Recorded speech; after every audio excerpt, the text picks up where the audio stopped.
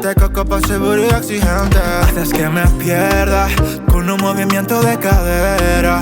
Con esa faldita tú me tientas. Hay algo en mí que tú despiertas cuando me besas. Haces que me pierda. Panama, a country that prides itself with culture, heritage, and expression, houses a young music artist that experiments with funk, indie pop, Afrobeat, and more. Is pushing his music through various channels. Originally from Panama and now residing in Miami, Reé Liant has pushed his experimentation of genres to the next level. From the Chronicles of a Lover series to his newest single, Cuentame, his creative ability has allowed him to adapt well to the ever-growing popularity of Latin music. I had the chance to interview Reé Liant about his life, music, passions, and more. Tune in.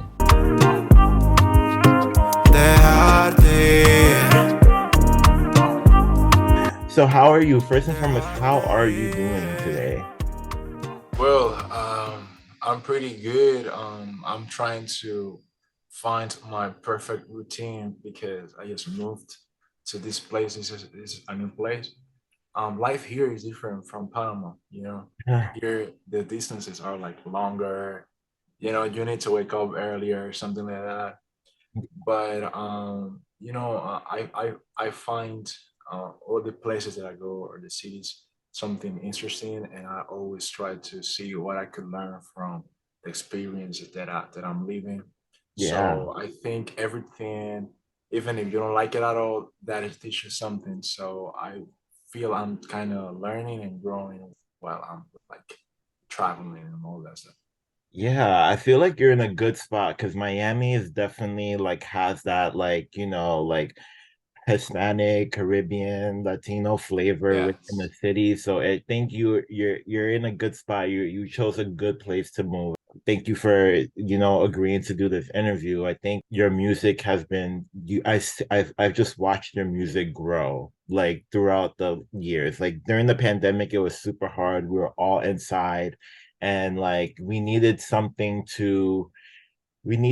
just needed something to kind of take our minds away from like what was going on and like making us feel good. And I think when I came across your music, it was just uh it was just mind-blowing to see like so much creative energy being put in your music. So I really appreciate you taking the time to set up this interview with me.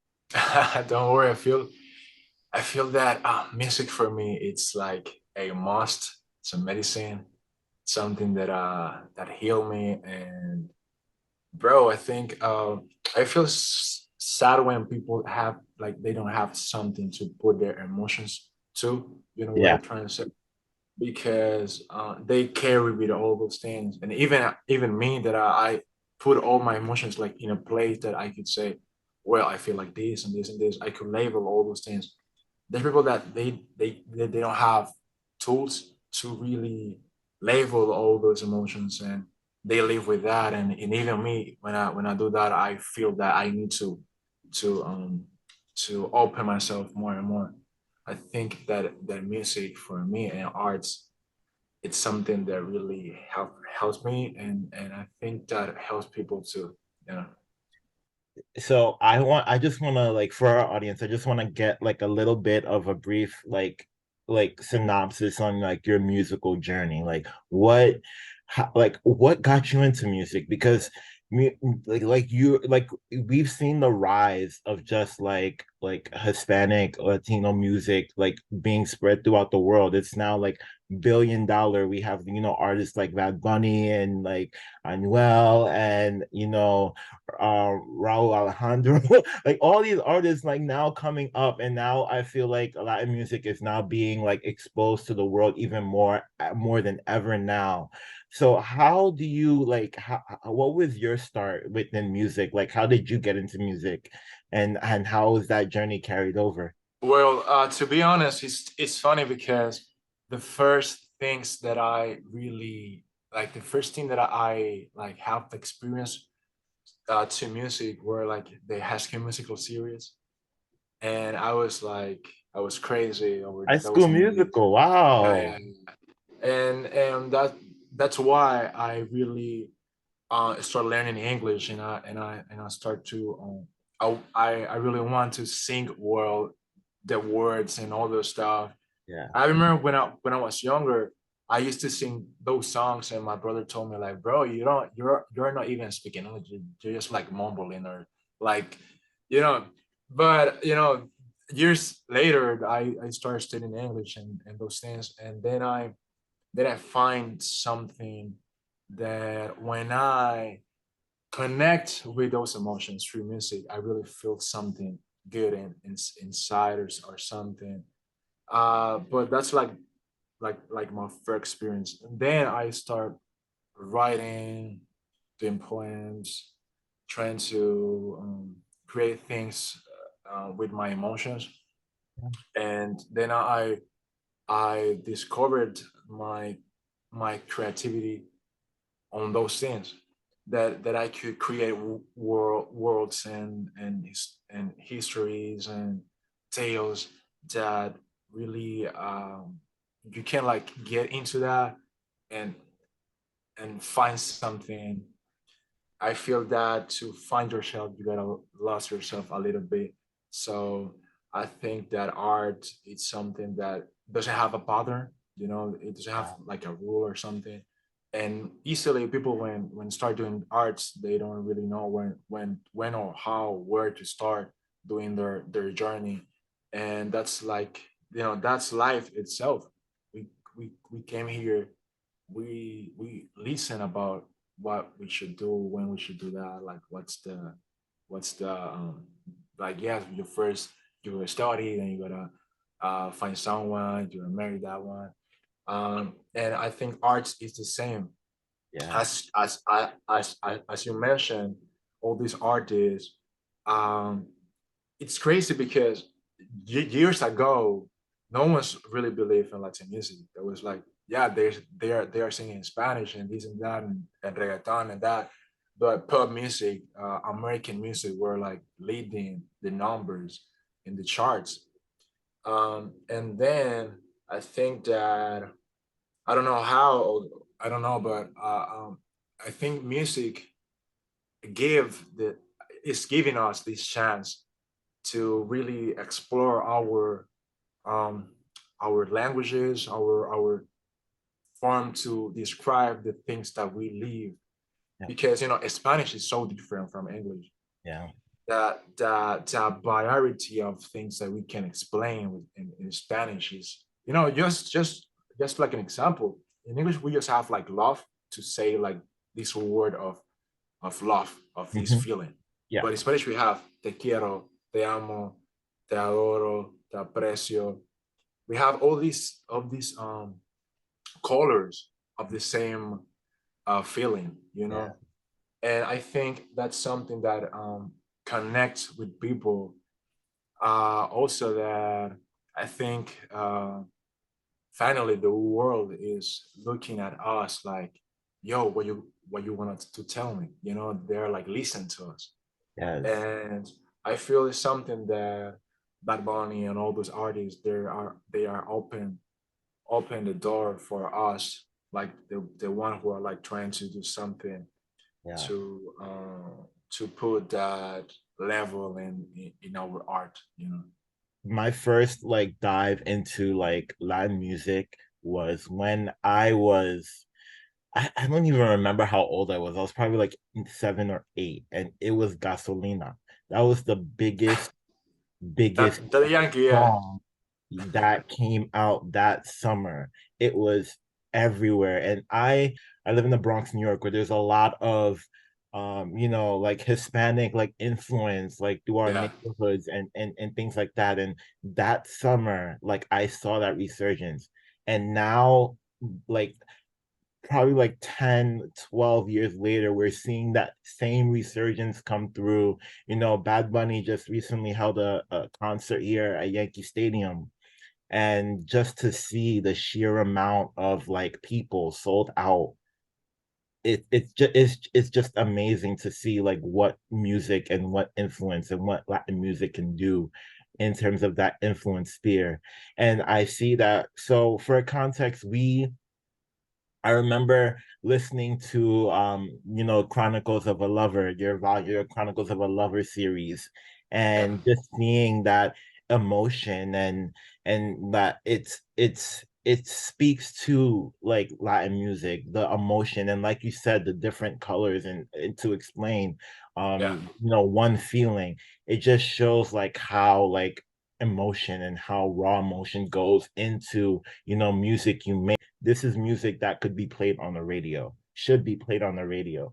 I just really like the vibe of the song, and in seeing that, like, it's different from your original, but you're able to go into like different genres and different feelings within your Latin music. So I'm just super proud of you for releasing. Thank you, thank you. I think that something that kills in artists is to take too serious the image that you think you have, Yeah. and sometimes artists they don't want to broke those things, though broke those rules, and I think that in the past they're kind of like bands or artists, they people forget them because they couldn't like keep going with the evolution of the thing. I don't know, like any band of rock, they used to sing rock, you know, Yeah. and maybe rock is not nowadays. It's not like the genre that people are listening to. But then we have artists like Elton John, maybe Mm-hmm. that he keep doing numbers and singles and remixes with Dua Lipa and all those things, and he understand that it's maybe it's about the industry, yeah, but like at the end of the day, you need to connect with people. Chronicles of a Lover was about me and about what I gotta to tell people, right? Then I understand, like, you know, I need to connect. I want to connect with my listeners. I want to connect with people that don't know me yet. And I think that for me, it's like an upgrade. I don't know if you can tell about the sound, about the engineering, about the mixing, about the way I record my voice, and all that really add you something to someone that is like a new listener, because maybe you know me, you have this emotional connection about my project, but maybe someone that just arrived here, he gonna listen to everything. I feel like especially yes, in the industry, it does get a bit hard when because there's a lot of artists that do want to have that creative control or have or be able to like do something that you want, but there's always a balance, right? And I think that you like in your new single you provided that balance because that emotion hasn't gone. Like you haven't, it's not away, it's not tucked away, it's not like you just totally switched up and went to a different space. It's just you're presenting it in a different light, and I think that is what artists should be doing. I'll tell you this story. I went to Little Yachty's listening party a couple of Oh, months ago, and nice, nice. Little Yachty released a new album, and his album is completely different. This is it's nothing like any of the work that he's done before. It's like a psychedelic rock album, and Oh my god. and that is what I'm talking about. It's like Lil Yachty isn't like changing his identity. He's still Lil Yachty. He still looks the same. He still like acts the same. But being a creative visionary, like he's navigating in these different spaces, and when I listen to your new single, that's what I got. Something that I will be doing, switching a little bit to Afrobeat. I'm gonna still trying to see what Afrobeat can offer me and what I can offer to Afrobeat. My next song, it's called Arriesgarse. Okay. I don't know when I'm gonna drop it, but uh, these songs are something special for me because um, this is something that no one's know. Maybe people in my city, because a small city, you know, people knows everything that happened to you. Yeah. Uh, but I had a lover. I have a say that in English. I have a girl, right? Mhm. And she moved far away from Panama to another continent, and that's happened like months ago. Like this is like recently, and she moved to Africa, Oh, okay. and it was you know, it's still hard for me. No, you know, I'm not right now in the US. She's there. Things, you know, like in months, everything in my life changed so fast. And something that I don't know, I do that like unconsciousness, that a genre that Africa export to the world is Afrobeat, is all these type of genres. And in Panama, we also sing Afrobeat, but more like in this dancehall type of music, like the Jamaican music and all those things. So Mhm. I feel that I feel more near from her in a way Yeah. if I do this type of music, because it's something that in the place that she is at, they do those, you know, this type of music. And I think that it's funny because the last time that we were talking about Chronicles of a lover, that was like something that happened to me with a girl, but I was like so young, and it's funny because I don't know how I could take from these teenager situations something that deep, and then I read the lyrics about those songs, and I was like, bro, like I was like 18 or something. Like Yeah. how could I feel so deep into someone that, you Yeah. know, it's funny, but I think I never told you that was a long distance relationship, like through social Mhm. medias and stuff. Yeah. Like we barely see each other, from the girl from Chronicles of a Lover. But this new episode of my life that Cuentame mentioned, or Arriesgarse too, and maybe the songs that I'm gonna be dropping this whole year, because damn, um, it's something more mature in the way that I share with her a lot of time, like 1 year or something. And then I just like she just told me that she was about to move from Panama. I was like so devastated, bro. My heart was broken as hell. You know, as I told you, if I don't put that outside of me, that's gonna hurt me a lot, you know. Yeah. And cuéntame means tell me in Spanish. I don't know if you translate that before. Okay. Okay. So this song talk about communication, about tell me. I mean, like the first phrase that I sing in the song means tell me what you don't like from me, because I don't want to hurt you. Sometimes we love someone, we have a partner and everything, but sometimes we don't see when or how we are hurting that people, how we are messing that up, and then it's too late. Like, you know, like you've been messing like 8 months, and then she told you like, bro, you know, I don't know, I'm not feeling it anymore, and Mhm. I would like you to tell me the first second that I do something that can possibly hurt you. Tell me, because I don't want that item or aspect on me to make us to broke up, or like put you in that space and me in this space. You know what I mean? So Cuéntame talk about communication, and I feel this is like top 5 things I think a relationship needs. Yeah. So I think that this next song is gonna be talking about things that I really think that relationships are lacking nowadays, because after like being with someone, you could really see what things you could do better. because I think relationship is like the best place to upgrade yourself, because you have someone in front of you telling you Or or showing you the things that maybe when you're alone you cannot see of yourself. I think partners are like mirrors of you.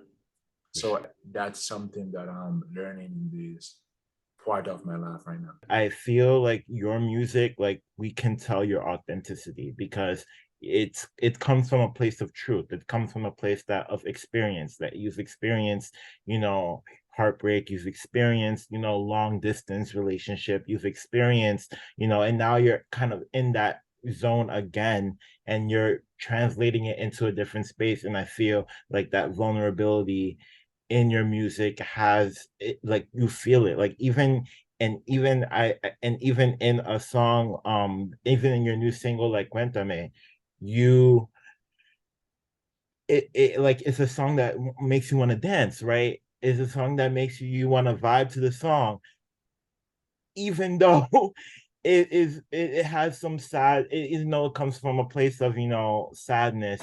It's very interesting that you've went through that lens because it's so easy to make a song that's sad and like you're feeling sad, right? But Yeah, an upbeat song, an Afrobeat song, a dance song that still comes from a place of sadness. But when people are sad, not everybody's moping around or not everybody's like just sitting around doing nothing. There are people that, like to when they're sad, like to go do things to kind of get their mind right or get over. And I think make yourself feel good. It's a feel good music. And I think that it just tells to the testament of how like, your growth and maturity as an artist over the past couple of years. something that Latin music has is we have a lot of upbeat genres in this side of the world: Mm-hmm. salsa, reggaeton, and a lot of those genres they have very tough lyrics. Yeah. And I really learned that maybe you can give the message to the people, but you don't need to make them feel like mellow at Yeah. all. Because let me tell you, salsa music is about love. It's about cheating too. It's about a lot of things that maybe are not like healthy or something, but people dance to that music, For sure. and it's not bad at all. It's just humans' emotions. I want to give you that message, but maybe I don't want to do no more sad instrumental parts. So I think that I want to give you the vibe while I'm telling you the things that I'm feeling. So I think you could be more open to listen to that. And I saw that reaction in my audience. Like they are loving the song. They are loving the vibe that the song has. And at the same time, I could deliver my speech to them, my speech to them. And for me, something that maybe it's part of the of my plan to really reach more people, but I don't want to stop giving my message to them. Do you ever get nervous when you're about to drop a song? I'm about to put my feelings out to the world. Like, do you ever get nervous? Well, to be honest, from time to time I do, but lately I've been very confident about me and about the process, because every time, like every new music, we do new things, new process, and I don't see it like that anymore. It's more like a project that I'm been working in, and I wanna drop it, and I'm sure about that, you know. But to be honest, in the first EP that I dropped, that day I was nervous as hell, bro. I puke and everything, bro. I was like so nervous, and I was like, damn, people are gonna know this. Yeah. But right now, I feel my music like projects that I really um put a lot of my time, maybe money, a lot of contacts, a lot of energy. So I think doing all those things, my level of nervousness get down, and I'm just have like this peace when I say, well, it's tomorrow, you know, Yeah. it's tomorrow, the sun's gonna come out, so I'm just in peace with myself, you know. Another question I do want to ask is, what is one word that comes to mind when you think of your music? And what do you want your audience? I think you explained this a little bit, but like, what do you want your audience to take away from your sound? I think you repeat that word a lot of times, vulnerability maybe, because um, in this part of like in this room of my life, this music or something, I try to be, I try to play with this true part of me, like this. There's no lies, there's no walls, no no other characters, just me as I am, you know. All the artists, all the people that work with music and arts, our life is complicated. Yeah.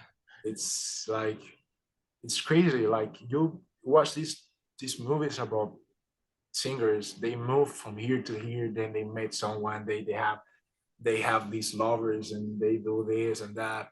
Mhm. And but that that shows that people have a destiny. They need to experience a lot of things here in this world, Right. so they can give the message to other people. But then we have maybe Freddie Mercury. Um, we have maybe Ricky Martin. We have uh, all the, you know, every singer now, like famous singer, you listen his like lifetime is crazy. Yeah. You know, it's like It's not like it's never like I did this and then I'm successful. It's like always like up and down, right? yeah. There's like some social little list of people that they just like being famous like this, but the whole other aspect, like the whole other part of the singers, artists, and stuff, we pass through crazy things. The most experience, the most you know. It's like a meme that the most you fuck around, the most you know. I don't know.